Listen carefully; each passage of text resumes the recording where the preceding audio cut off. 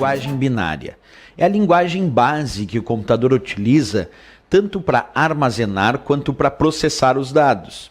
Quer dizer, o computador processa os dados na forma da linguagem binária.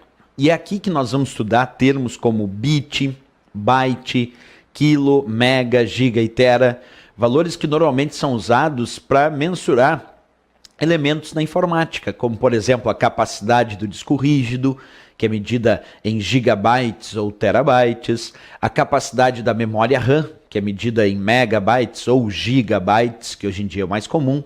Isso tudo a gente vai discutir agora um pouco sobre a linguagem binária. Então vamos começar assim. Por que a linguagem se chama binária? Porque ela pode assumir apenas dois estados. Quando nós falamos da linguagem binária, ela é uma linguagem onde, por padrão, temos dois estados para a informação. Que dois estados são esses, professor? 0 e 1. Na verdade, 0 ou 1, porque na linguagem binária, se nós pegarmos isso na forma de um padrão numérico, esse padrão binário indica que ou eu vou representar a informação como sendo 0, ou eu vou representar essa informação como sendo 1. Essa é a ideia de representar a informação nos padrões da linguagem binária. E um detalhe, se esse é o padrão que o computador vai utilizar tanto para armazenar quanto para processar os dados, nós temos que observar um detalhe importante na linguagem binária, um termo chamado bit. Bit, por tradução, significa dígito binário. Isso quer dizer que toda a informação que o computador processa ou que o computador vai armazenar tem que ser convertido na forma dos bits, que nada mais é, como eu acabei de dizer, de um dígito binário. E se o bit é conhecido como dígito binário, isso quer dizer que o bit só pode assumir dois estados. Lembra? Quando é a linguagem binária, só pode assumir dois estados. Se eu estou indicando um dígito como sendo um dígito binário, esse dígito binário só pode assumir dois estados para a informação. Professor, que dois estados são esses para o bit? 0 ou 1.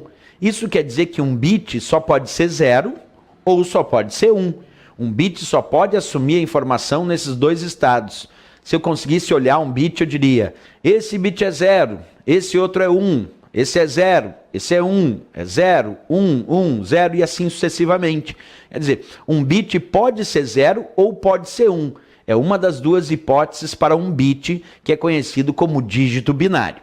Pois bem, se a gente sabe disso, que o bit é um dígito binário, que ele pode assumir a informação em dois estados, como 0 ou como 1, o que a gente pode pressupor para efeito aí de respostas de prova? Tu imagina que eu sou um processador e eu estou processando dados agora. À medida que eu vou processando esses dados, eu vou indicando, eu como processador do computador, esse bit é 0, esse é 1, esse é 0, é 0, é 1, é 1, é 0 e assim sucessivamente, até realizar todo o processamento daquelas informações na forma de dígitos binários, na forma dos bits. Depois de ter processado toda essa informação, eu tenho uma informação muito mais completa, formada por vários zerinhos e uns. Então tu imagina que quando tu baixou uma música da internet, quando tu acessou um site da web, quando tu digitou um texto no Word, tudo isso teve que ser convertido em bits para ser armazenado e processado no teu computador.